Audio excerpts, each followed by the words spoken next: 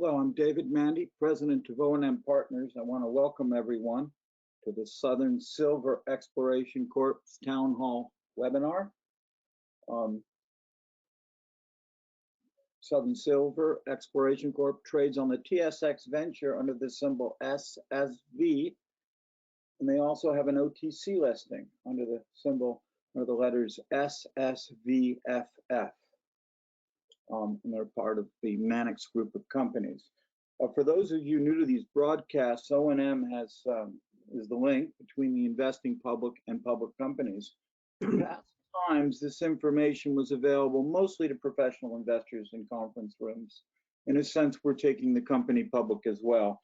Our digital roadmap enables us to keep pace with the tremendous changes in investor demographics. We found that a lot more money is indexed, but there's also a lot more involvement by self-directed investors, and that's who we target, as well as professional investors. But again, it's all about how they receive information. We want this broadcast to answer all your questions that may be easily answered by going to the question portal of GoToWebinar, or you can email us. For any questions that remain unanswered, be assured we'll get back to you in a timely manner. For those who dialed in on your phone, the only way you'll be able to hear our pre-recorded introductory presentation is on your computer speakers. If that's not possible, you'll be able to hear the main presentation after 10 minutes. So we hope you'll please stay tuned. Now I'm going to turn, before we turn to our hosts, we'll turn to our guest speaker, Chris Marcus, founder of Arcadia Economics, and I'm sure he would agree, a lifelong student of Austrian economics. Chris's research, Arcadia Economics is it's a financial market research firm, and it helps investors understand and navigate the bubbles inflated by the Federal Reserve monetary policy. So this becomes very relevant now. His background includes 11 years on Wall Street. He has an MBA from Wharton. He has 7 years as an equity options trader on the American as well as the New York Stock Exchange. Left Wall Street to focus his research on the gold and silver markets. And I bet when he did so, it wasn't very popular. He currently hosts a financial show on YouTube. He's a great speaker, as well as the author of the book, The Big Silver Short, which we highly recommend. It focuses on the leverage in the silver market and how that's left in a place, the dynamics for the short squeeze, he says, of a lifetime. So on that note, I'll turn the call over to Chris.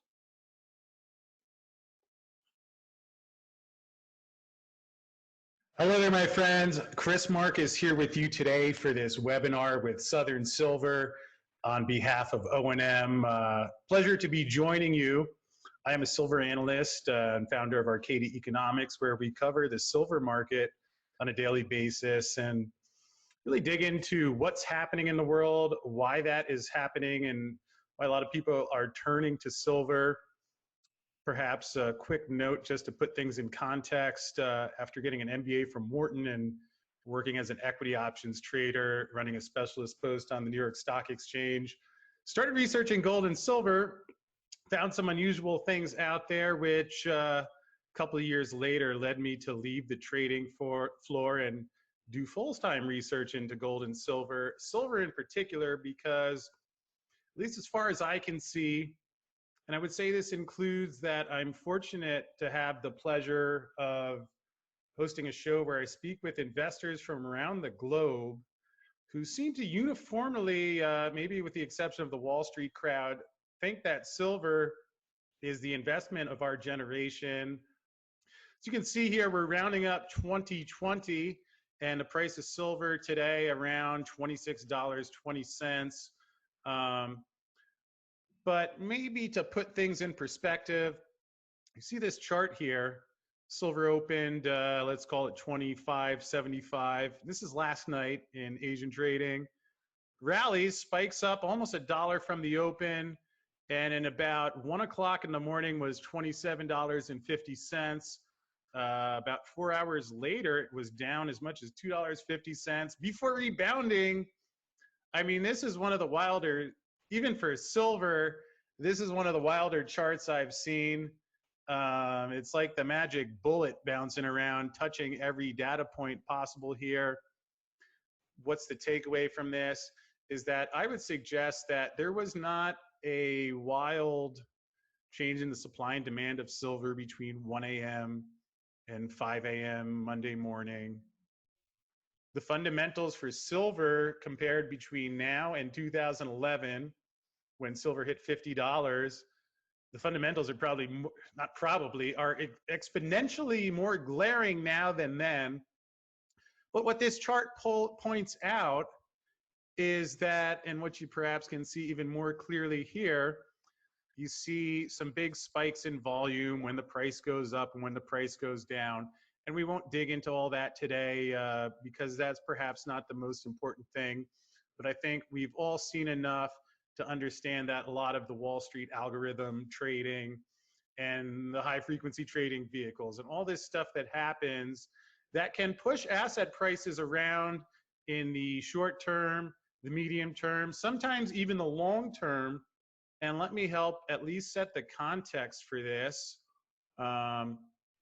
So you can understand why I think that's what's happening in silver, and certainly the silver companies that are running a solid business, I expect to do extremely well. There was another headline on Monday. Congress reaches deal on $900 billion COVID relief package. Something that I don't think either candidate mentioned was where that money is going to come from. But I'll tell you, it's going to be printed by the Federal Reserve just as the other COVID bills were printed.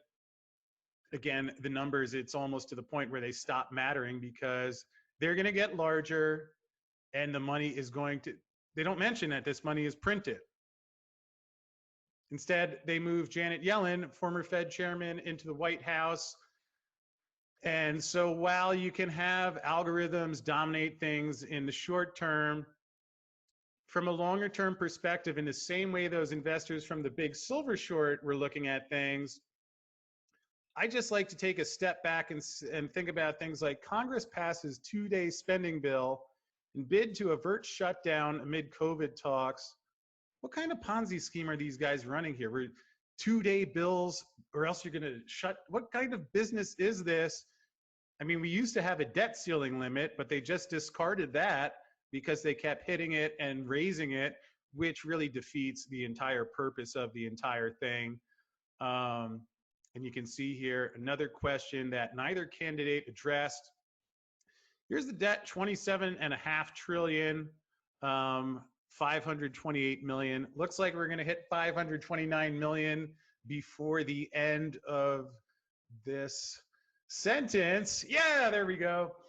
And I might add, to put that in context, keep in mind that you started the country in 1776. Between then and when George Bush Jr. came into office, I mean, we heard about money printing and government waste, but the first 225 years, you had 5 trillion in debt. Bush doubled that to 10. Obama doubled it to 20, confirming that. And as you can read in some of these articles where they talk about bipartisan deal, the only time these guys ever agree on anything is when it's to spend your money and then print more when they find they run out of people to borrow from. Interesting here, if you look over on the right-hand side, you see the dollar to silver ratio, which you look up in the middle, is defined as basically how much silver is mined this year versus how many dollars are printed. And that's currently at 4,451 per ounce. So a little bit higher than the $26 price you see in the COMEX. And I'm not saying that silver is going to $4,000 tomorrow, but I'm just pointing out the math of how much money is being created versus how much silver is mined. You can see gold here about to cross 34,000 in short time. And also, I would add, these figures are now outdated because you would have to add that 900 billion here, which would make that 28.4 trillion, driving this number even higher.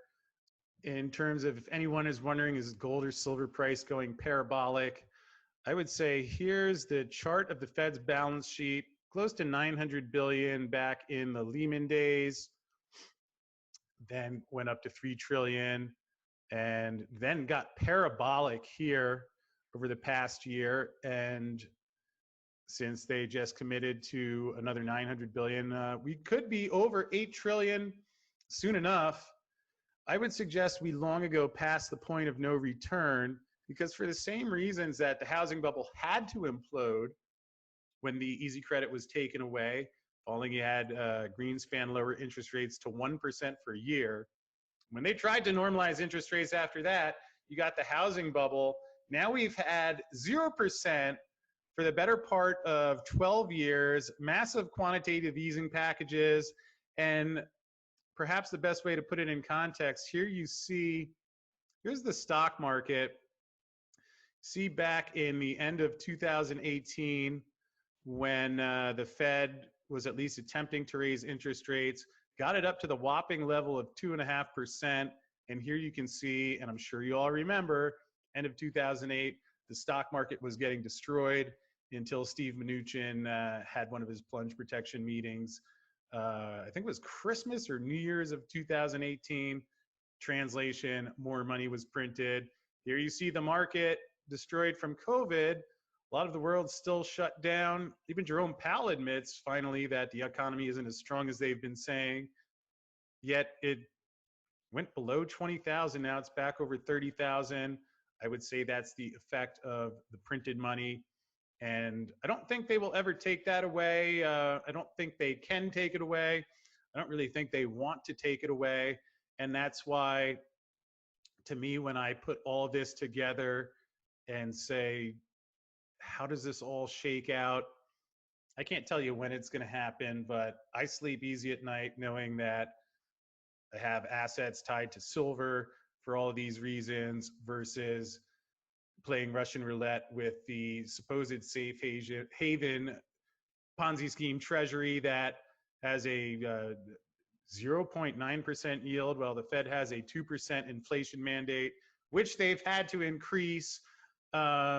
So anyway, these are some of the reasons why I am looking at silver. If you have any questions for me, you can find me at arcadiaeconomics.com. We do have a nightly show on YouTube, which you can catch every night. And for anyone who was wondering, if you'd like a quick, concise explanation of how this all unraveled in the silver market, I also did release a book this year called The Big Silver Short, which you can find on this page here. And for anyone who wants to know what's really going on with silver and what 15 of the world's experts are expecting and how we got to this point, that is The Big Silver Short. So with that said, I am honored to introduce you to Southern Silver, and I do hope you're all getting set for a healthy and happy holiday season. And it's a pleasure to be here today. Thank you, Chris Marcus. Now we'll turn to our host, President, Director of Southern Silver, and Chairman of the Mannix Group, Larry Page. Larry has practiced law in the natural resource area, corporate and securities law from 1965 till present.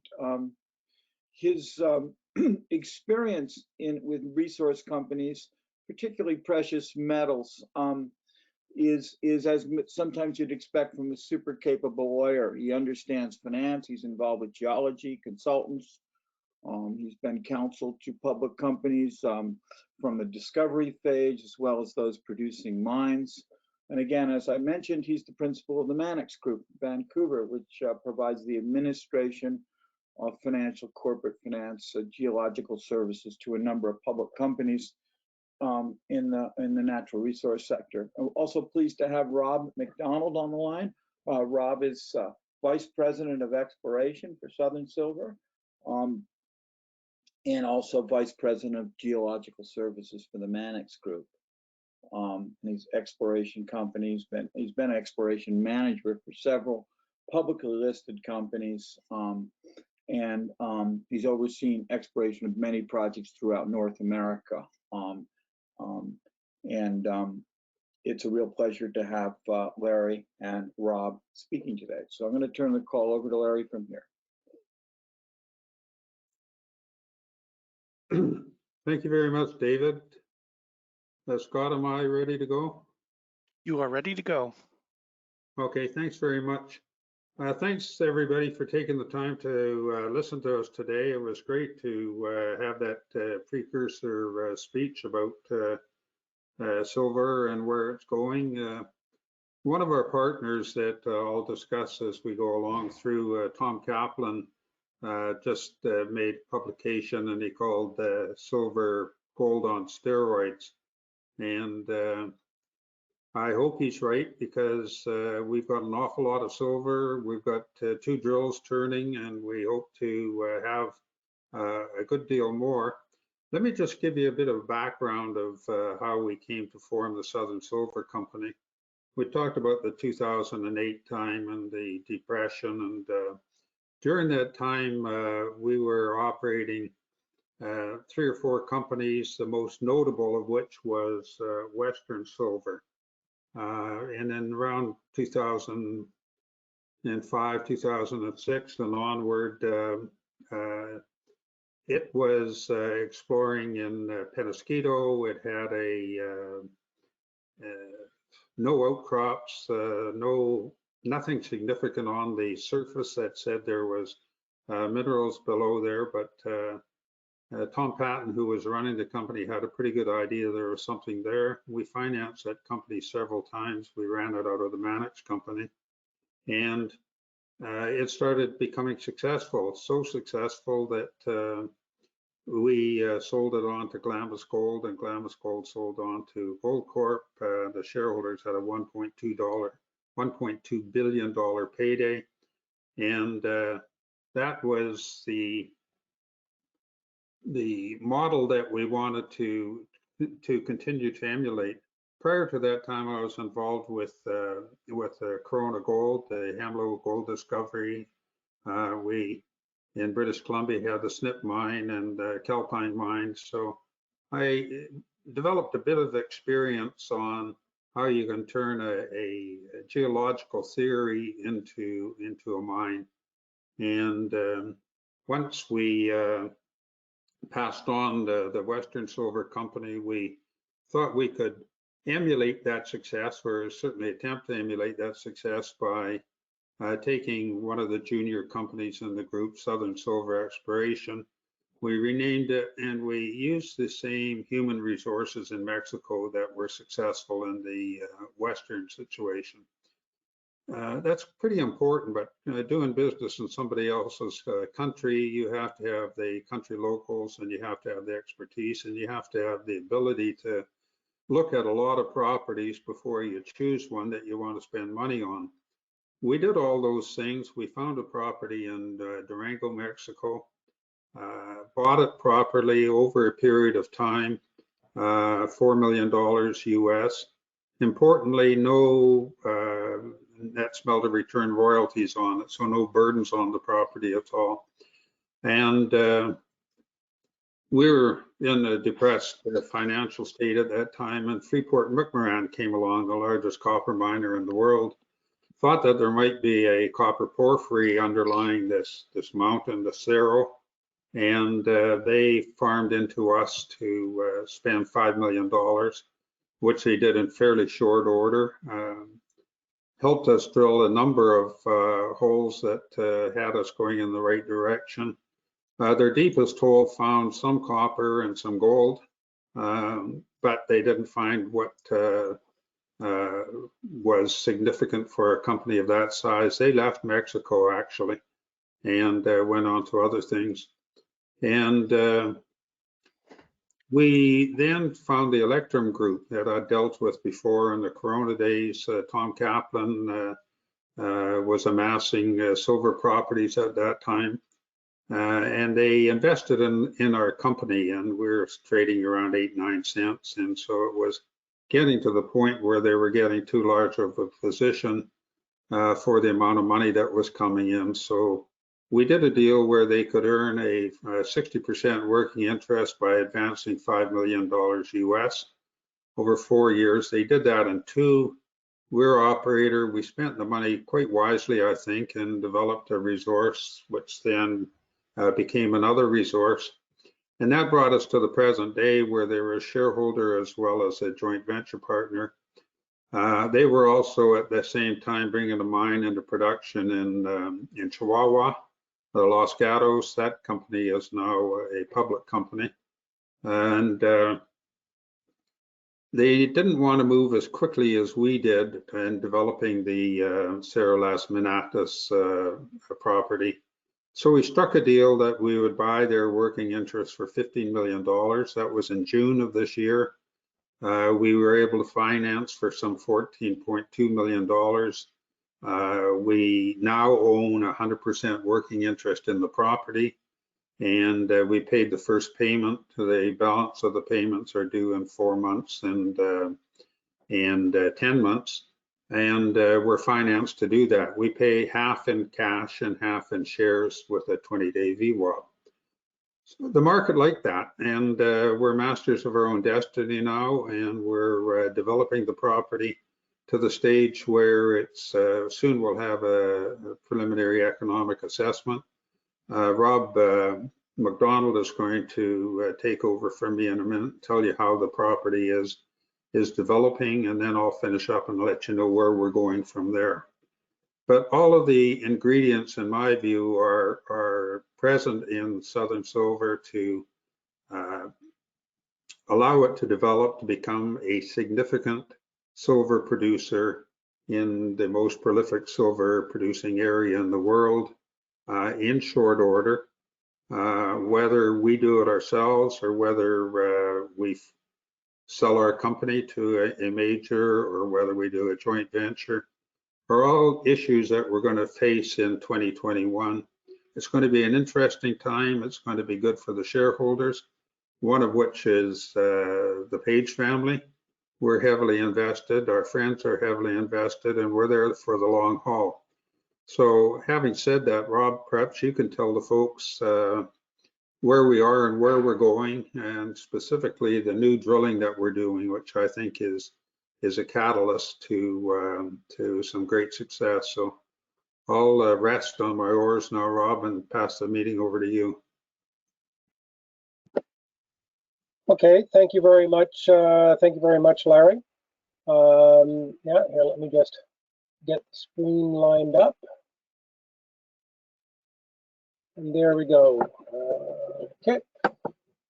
So yes, thanks very much for that introduction, and thank you all for joining us on this presentation.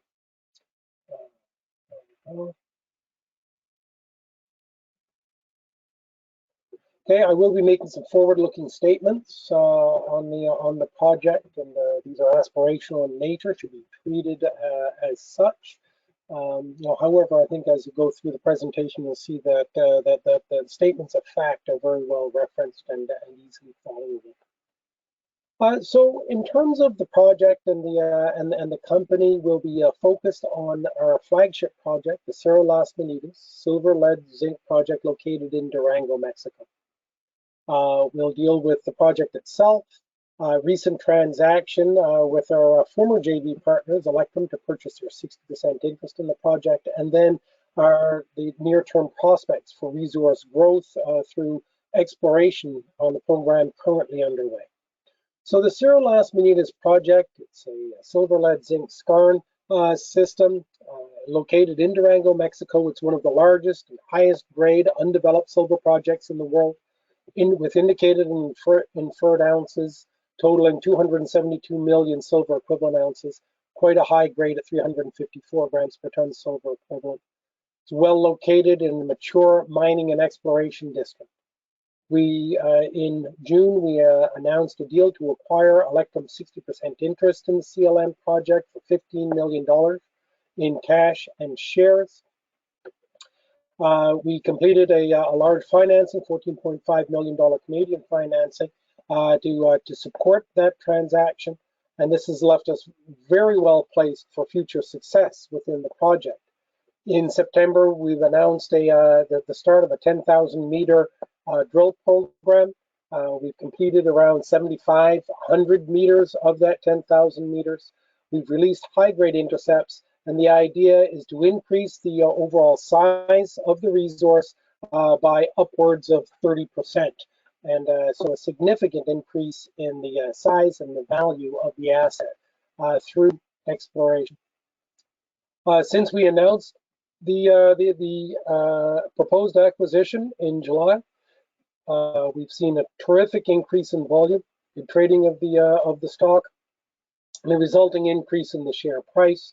So about three times multiple increase in the share price, stabilized now in and around the 50-cent level, where we trade over the last few days. And so now, in terms of the transaction, again, $15 million cash and share payment for Electrum 60% interest. This was done at a very low acquisition cost of around 9 cents an ounce silver equivalent. And what it does, it gives us full control over the project timeline, 100% control over a major polymetallic deposit in Mexico, significantly increased both the attributable resources and the net asset value of the project. It enhances the market profile of the company, increases the market cap, and it makes Southern Silver a much more attractive takeover target for larger players out there. In terms of the asset itself, the Cerro Las Meninas project is one of the top 10 undeveloped silver-based projects in the world, with 272 million silver equivalent ounces. Of those top 10, it is the highest grade at 354 grams per ton silver equivalent. And so again, we look to be increasing that as we continue our exploration over over the last several months and into 2021. Since we started exploring, we've announced some high-grade results from our current drill program.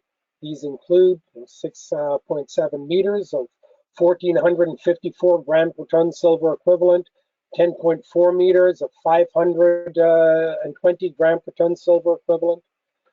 Recently, on December 16th, we announced a 28.5 meter intercept with notable gold mineralization, 1.4 grams per ton gold, 36 grams per ton silver, as well as deeper polymetallic mineralization in that same drill hole 125, 4 meters, averaging 700 grams silver equivalent. So again, we're getting some good high-grade values, some very strongly precious metal enriched mineralization. So all of this is good in terms of increasing the asset base of the company as we move into 2021. In terms of the project itself, we do have two projects within the company. The Oro project is an earlier stage porphyry target, 100% owned, located in southern New Mexico.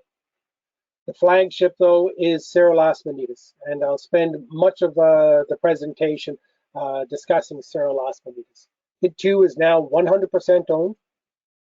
We've spent $27 million on it since acquisition in 2011.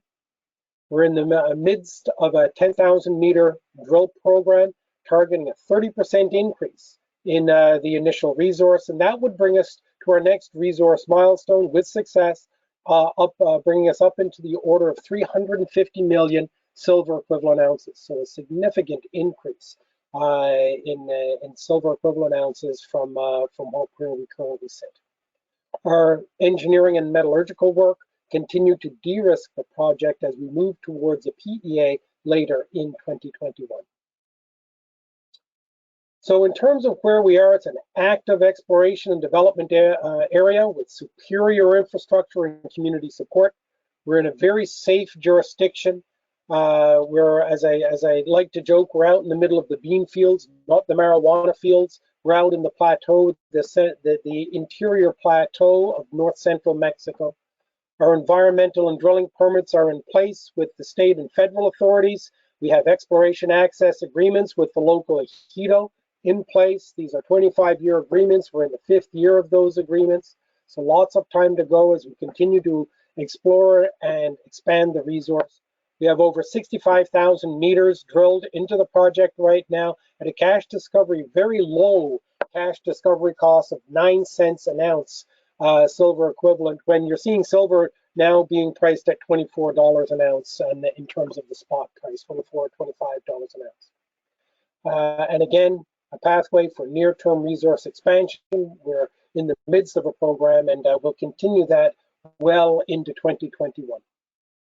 This is a very mature mining district that we're located in. You can see the Cerro Las Manitas project highlighted in yellow. This area here is where what we call the area of the Cerro, and this is where the mineral resources are located. We're surrounded by major players on all sides. To the east is Hecla Mining San Sebastian project. That's a high-grade silver polymetallic project that Hecla is currently mining. It is their most profitable mine over the last 2-3 years of production. On our northern boundary, Fresnillo is exploring on their El Titanic claim. And then outboard from us, about 6 kilometers, 6.5 kilometers, Avino is mining gold and silver from their Avino mine, underground mine. And then about 20 kilometers to the west is Core Mining's La Preciosa project. A little bit further afield, Argonaut Gold is mining at both El Castillo and San Agustin. So again, a very mature mining district. We have infrastructure running right through the project, 4-lane highway that runs between Durango and the city of Torreon. It runs right past the area of the Cerro. Our base of operations is the town of Guadalupe, Victoria, about 8,000 people in Guadalupe, Victoria. That has our officing and our warehousing. Our core shack is located in Guadalupe, Victoria. There are power lines running right through the property. A rail line runs south of Guadalupe, Victoria. So again, it's well fed with infrastructure. Fantastic place to work. And we're in amongst some very good neighbors as well. This is Cerro Las Manitas, the Hill of Mines. In the foreground is the divided highway that runs through the property. You can see one of the aforementioned bean fields in the foreground as well. And here you'll see the evidence of historic exploration and mining, artisanal mining on the project, small-scale mining. And so when we came on the project, we did some surface geophysics, identified some geophysical anomalies on the western flank. These turned into the areas of our mineral resource in both the Skarn Front zone and the blind El Sol and Las Victorias zones off in this area. Right now, we're exploring in the Mina La Bacona target area and the South Skarn target area. So this area right through along here. So that's about 1 kilometer away from our known zones of mineralization, where we're finding brand new zones of mineralization that have yet to be added to the mineral resource base already established on the western side. So in terms of, in terms of a schematic look at what we're looking at, we have the central intrusion that acts as the heat pump of the system. It's one of the main components of discovery.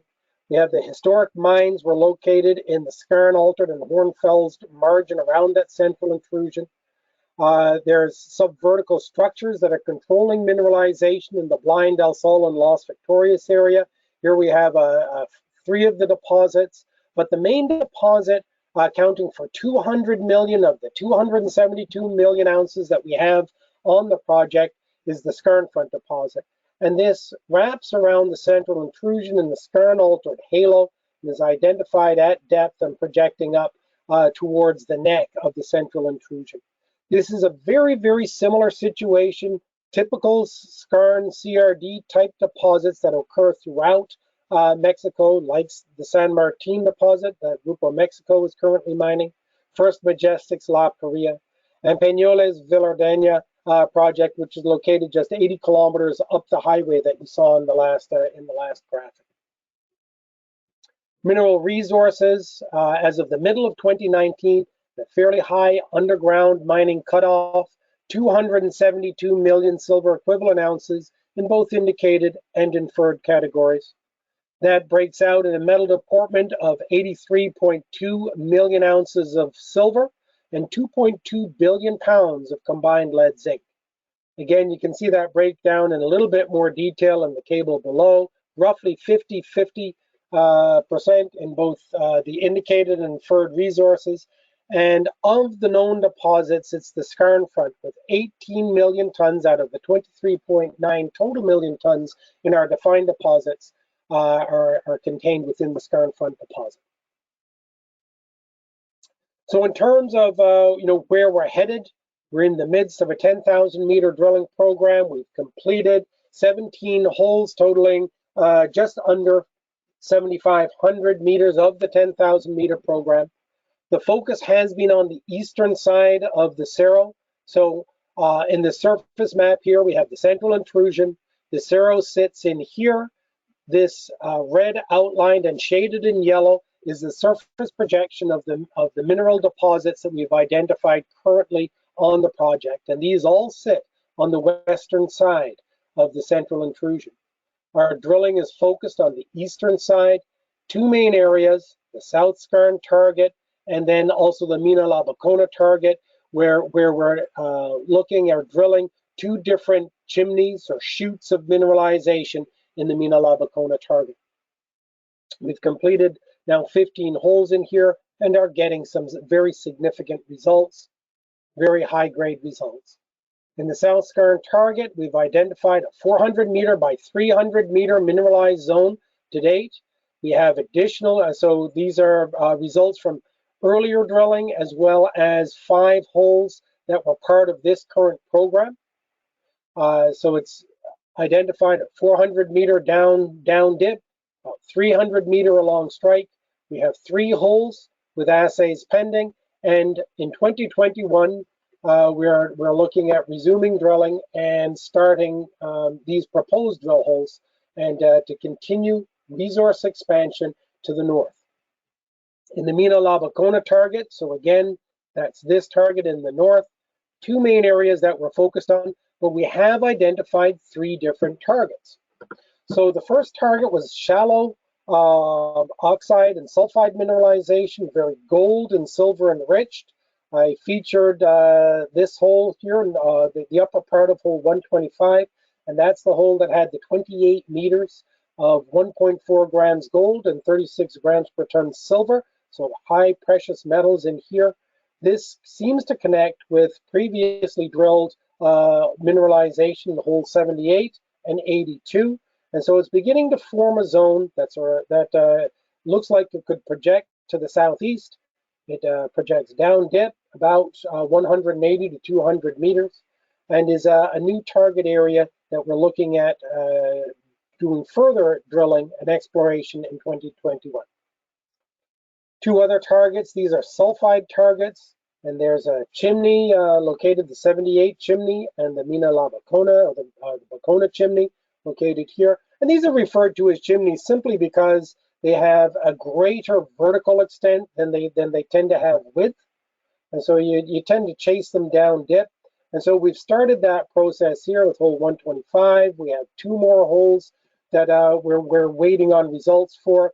We have a historical hole at depth, and the idea is to continue filling in this area to see how far we can extend mineralization to depth.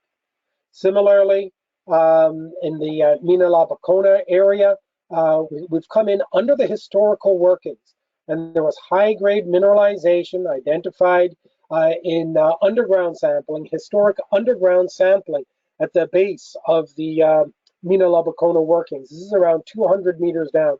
So we stepped out with these 3 holes, looking forward to getting those results. Another hole, 132, still waiting on results. And then again, the idea is to continue chasing that mineralization down dip to hole 83. That's going to be about 500 meters below surface. So we'll be looking at expanding this zone of mineralization down in here, and again continuing exploration to the west and north in this area as well as we continue exploring in 2021. New assays for 2020.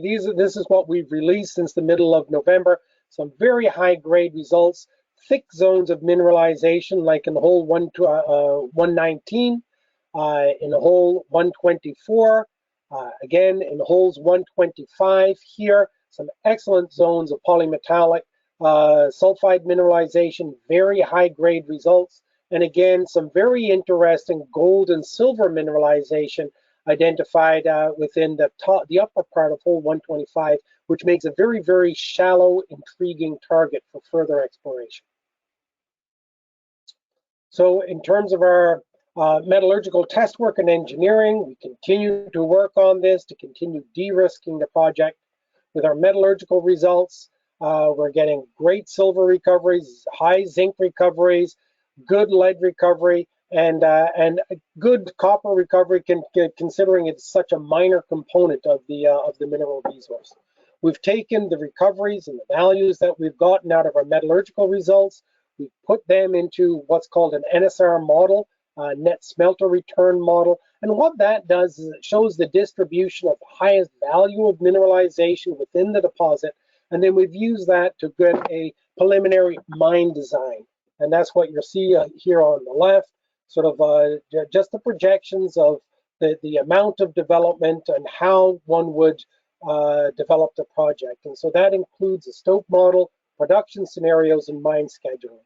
So we have that work done right now. We're going to add on the mineralization that we're currently drilling on the western side of the project, and then bring all of that together into an all-encompassing development model that will then be developed into a PEA that we'll be looking at later in 2021.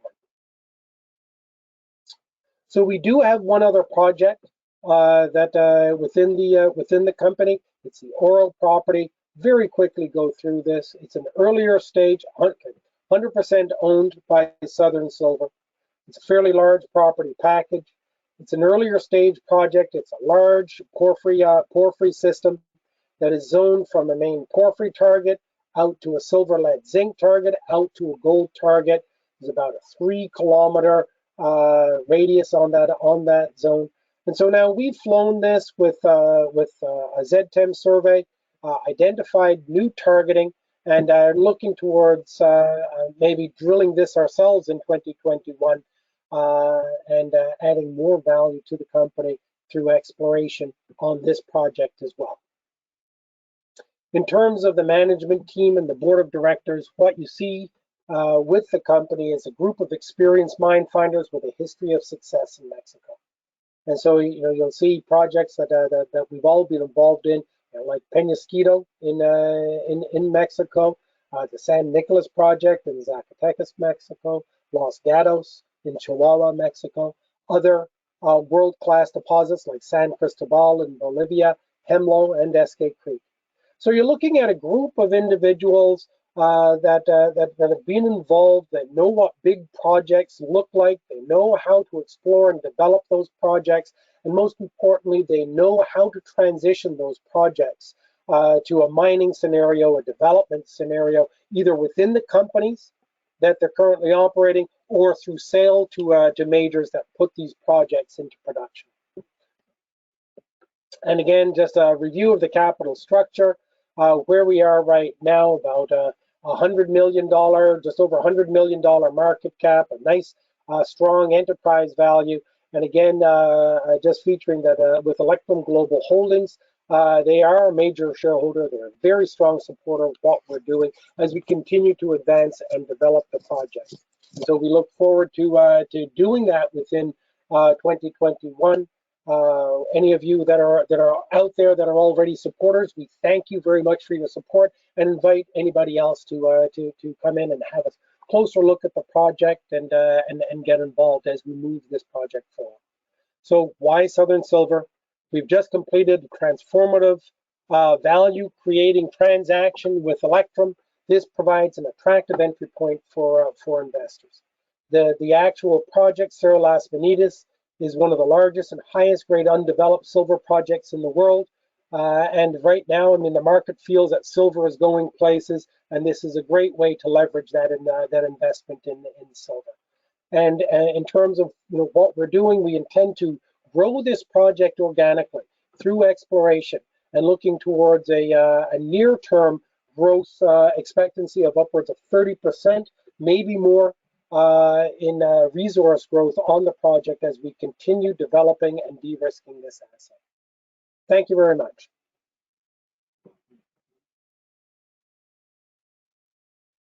Thank you, Rob. Turn to Q&A.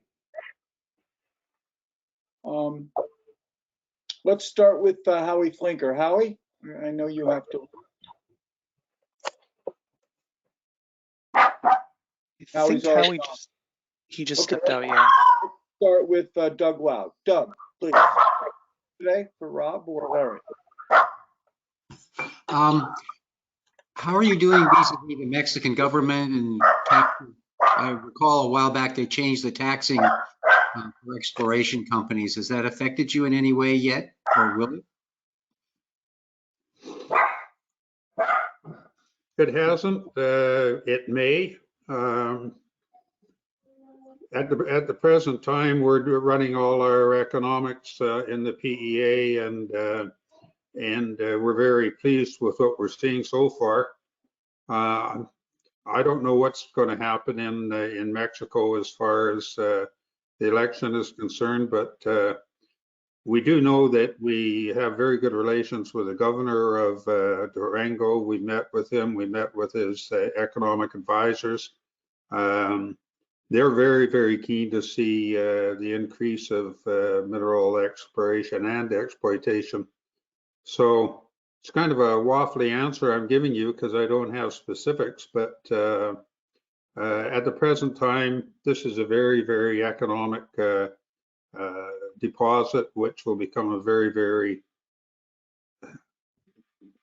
profitable ore body. That's great. I realize that it's a little challenging to figure out what they're going to do down there, but thank you for the answer. That's very helpful. Thank you. Thanks, Doug. We'll turn to Jeff Masseri. Jeff, good to have you on the call as always. Thank you. Hi, I just have a couple of questions. How much cash do you have on the balance sheet, please? $9.2 million. And so we're in good shape to handle the balance of the purchase price as well as funding the present exploration program and an extended exploration program in the first part of next year. So it should take you through the PEA, is that correct? Yes. Okay. What is your drilling cost? How much do you pay per meter? That's over for you, Rob. Yeah, the all-in costs right now are in the $150 to $175 range, and that includes everything. That includes the geologists, it includes the assays, all of that includes support of the warehousing and the offices, truck rental, all of that sort of stuff. The actual bill that we end up getting from the driller is probably closer to about $110, $115. That's pretty good. Okay. Now, I understand that your hole 83 is going to be 500 meters. Is the rest of your drilling between 200 and 300 meters, or are you going deeper than that? At this point, we're not looking at going deeper than either 83 or 10. Those are sort of the bottom, and I think I showed also the South Skarn, that lower level, which is right down around the 500 meter below surface. That's really about as far as we want to go. Most of the drilling now is going to be within 300 meters, with a couple of holes that are extending a little bit below. And then this oxide gold zone that we recently announced in the middle of this month, the 16th of this month, that's all going to be very shallow drilling, generally less than 200 meters, maybe even less than 150 meters, because the oxide level is only 80 to 100 meters down. Okay, well, one last question, and then that's on permitting. You say you have your permits with the Ejidos, and you have your environmental permits. Is there anything left still to be completed before you can complete your mining plan? Well, in terms of exploration, we're fine for exploration. If one was going to go into a development scenario, then you would have a exploitation agreement with the local ejido. And then you'd also require additional permitting from the state authorities as well.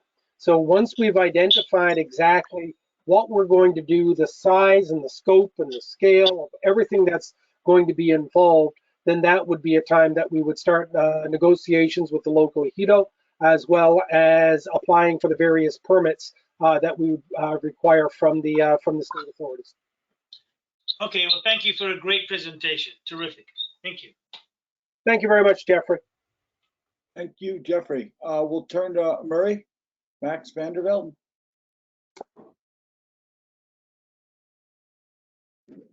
Good afternoon. You hear me all right? We do Yeah. indeed. Yeah, good. Just quickly, I haven't studied this very much, but it looked at some of those results you put up there. Looked like there was more value in the rock and the lead and the zinc than there was in silver.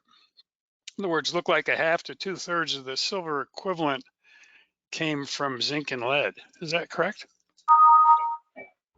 Yes. It's probably closer to about 60% of the value is currently in the lead and the zinc. However, as the price of silver keeps on climbing, it actually gets closer to about a 50-50 split. But right now, it's about 40% of your value is in the silver, and that applies not only to the in situ value, but then as we do the NSR calculations as well, basically what you get back from the smelter, shall we say, it's both of those are staying at around the same relative proportions.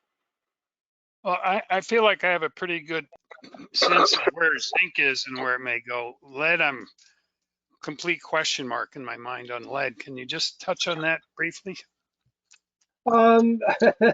Actually, I'm more like you. I have a better idea of where silver and zinc are going to go. I understand the zinc market is a little bit tighter right now, and that it should at least stay at and around these levels, maybe a little higher, certainly in the near term. I don't think lead's doing too badly as well, and I think that as industries sort of turn the corner out of these COVID times, that as just domestic product increasing on all the countries, I think you are going to see a bit of an uptick in terms of the value of the base metals, whether that be lead, zinc, copper as well. We're getting a sweeter kiss from the copper these days, because you're seeing copper at 350 now, which is also very good. All right, and lastly, I know it's early days, but you gentlemen are very familiar with mining in this area. You know what the other mines are doing. You haven't completed your PEA yet, but if the lead and zinc price were to stay where they are now, is your hope that this would be a profitable mine at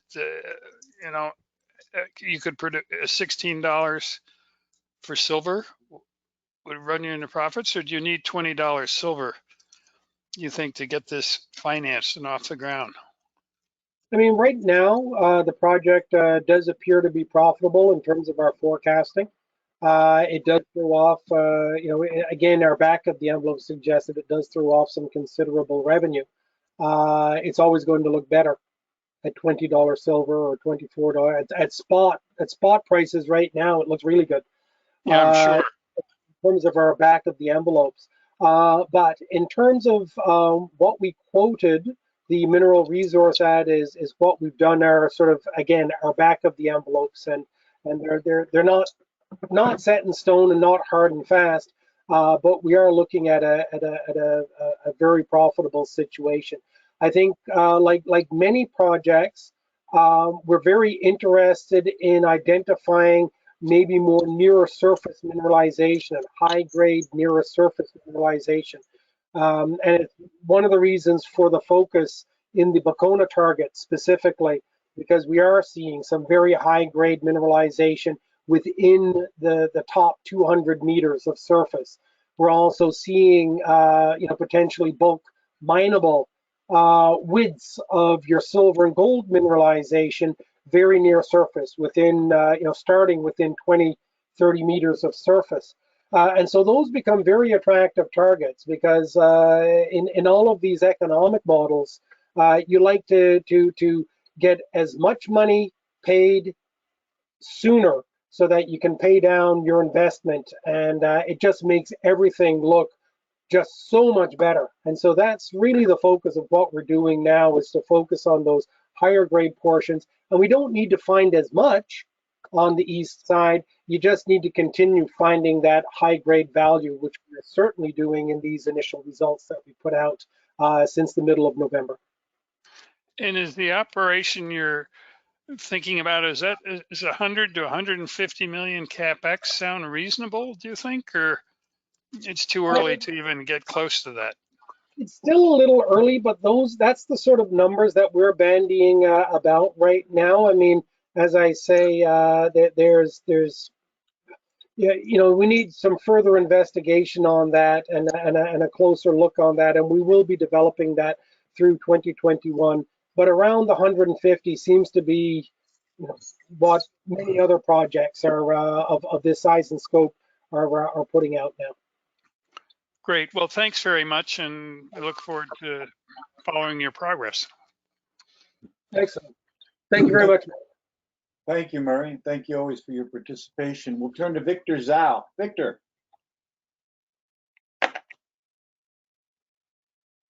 Yeah, thank you.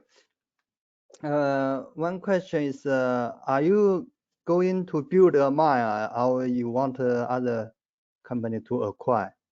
Another question is, how about the recovery result now?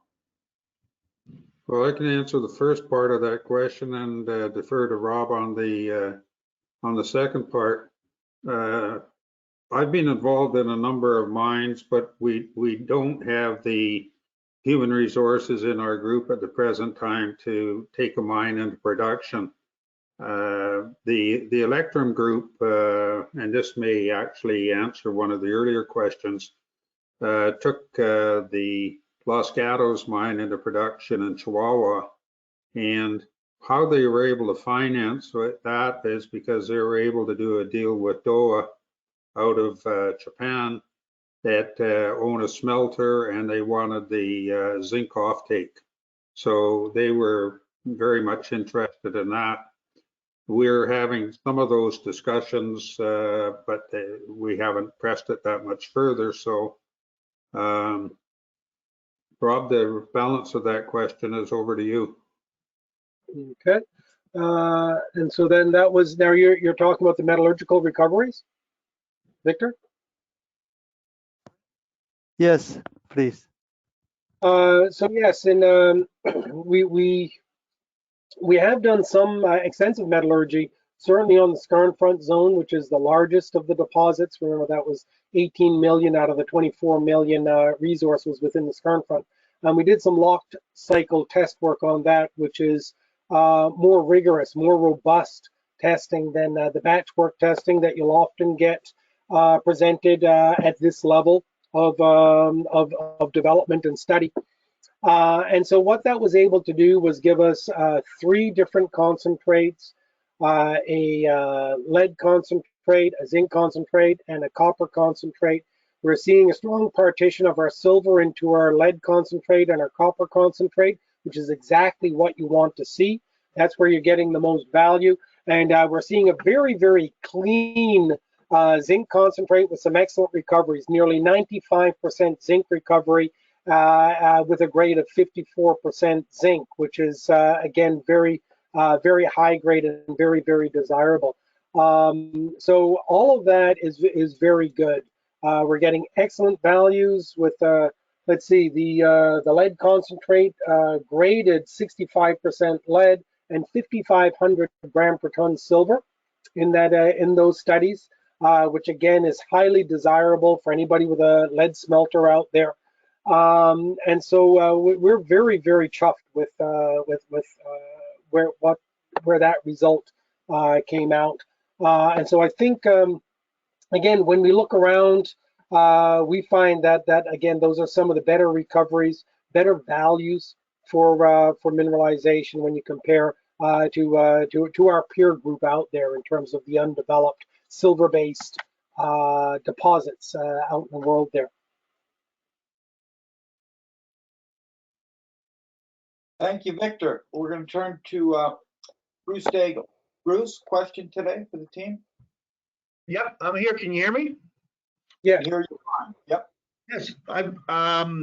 Thank you, gentlemen. It's great to catch up on this. I've been a shareholder with several of my clients for 3 or 4 years since I met Larry down in Florida at a conference. I appreciate your explaining the details of what your goals are. From my vantage point, is it? I mean, it looks like you're trying to just make this look as pretty as you can through 2021. And will you then attempt to try to sell this, or will you continue to spend money on Cerro Las Minitas, and if you do sell the main project, will you keep the smaller projects and try to still exploring on them? Let me respond to that, Bruce. It's a number of questions which come together, but we're explorationists. We have not the capability, unless we go out and recruit, to become a miner. And normally what happens is the majors get through execution and delivery of confidentiality agreements, access to the database, and we're in that process now. And there's a number of companies that miners as well as financial companies that are following us through confidentiality agreement. So that's one thing. The second thing is that we're going to continue to explore. You know, we were kind of forestalled when we were 40% working interest because Electrum wanted to look at other projects and not deploy some money into this.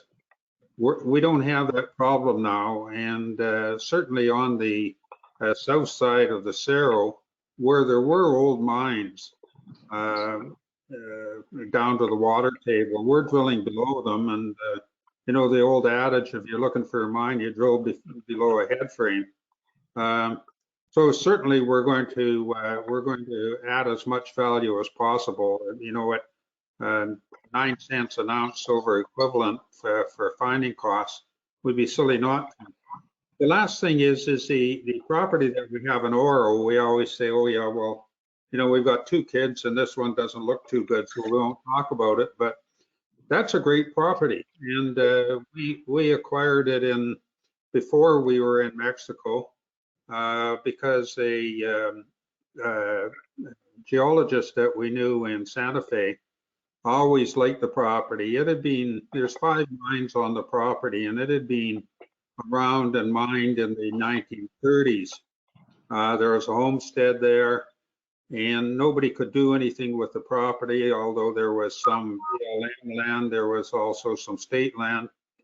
Anyway, we beavered away, and we were able to buy the homestead land. So we own a few adobe haciendas that are rather deteriorated. As well, we did a deal with the state to acquire state leases. We got some turquoise claims. Anyway, $3 million later, we brought the whole thing together, and we took one shot at some gold-bearing horizons distal to the main porphyry. We also drilled down to 1,300 feet, and that sounds pretty deep, but when you're talking about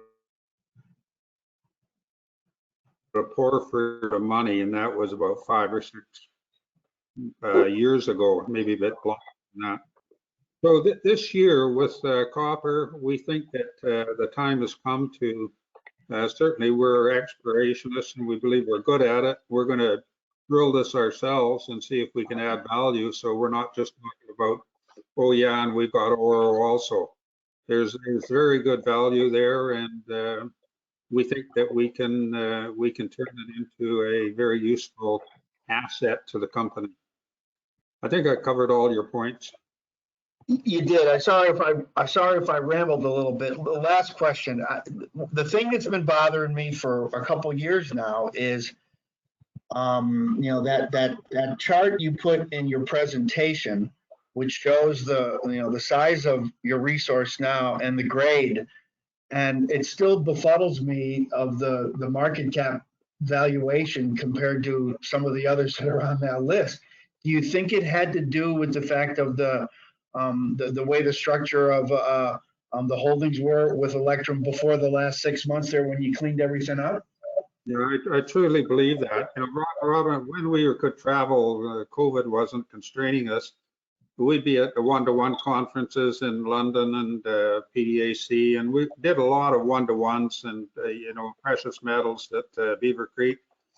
And the question from knowledgeable people was, well, you're the tail wagging the dog. What are you going to do? And what's your partner going to do?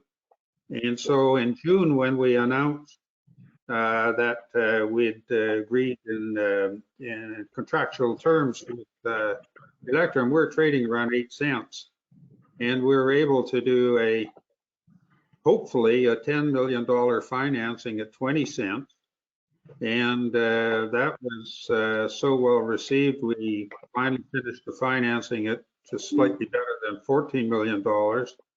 And the market has absorbed an awful lot of stock since then. And the hold period is off that $14 million financing right now. And so some people are taking their chips back and riding with the warrants, but we're doing well, I think, in these circumstances, and we have the capital to develop both properties. But more specifically, we can keep adding value to Cerro Las Militas for really minimal expenditures. Rob's spending $1 million now, another $1 million, and the south side of the Cerro is going to start looking much more attractive, and changing the view of the engineers as to where we start mining. Maybe we start at a very shallow level and go and get the deep stuff at the later part of the cycle. I don't know, and I'm way out of my depth now, so I think I'll be quiet. And if Rob's got anything to add, he can do so. Oh, thank you both for I appreciate the detail. Good luck, and good luck for 2021. Thank you so much. And have a nice holiday season, both of you. We shall. Thank you. Bruce. Thank you, Bruce, for your questions. Scott, do we have anything from the audience? We did have a couple questions from the audience, but they've both been answered already. So that'll be it from the audience as far as I know. Thank you, Scott. Okay, Larry and Rob, we'll turn it back to you for closing remarks. Well, I don't think I have to make another pitch. I think we've said what we've done before, what we're doing now, and what we intend to do. If you're a shareholder, you're going to get our best efforts, and we're in it together with, and I think, home run on Liberty. If you're not a shareholder, you might want to consider becoming one. It's very good entry points right now. And we're always available to speak one-on-one. You can just contact us. O&M have all our contacts. So I'd just like to close with wishing everybody the opportunity to stay healthy and happy holidays, and with great expectation that 2021 is going to be a hell of a lot better than what we've just experienced. So that's my wishes to you.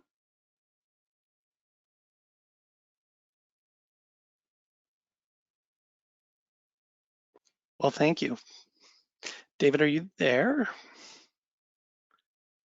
Oh, I thought I was unmuted. Okay, thank you very much, Larry, Rob, for presenting today. And thank you for your attendance, everyone, today and all year. I want to wish you a very pleasant holiday and very safe one as well. Take good care. Thank you again, Larry and Rob. Good presentation.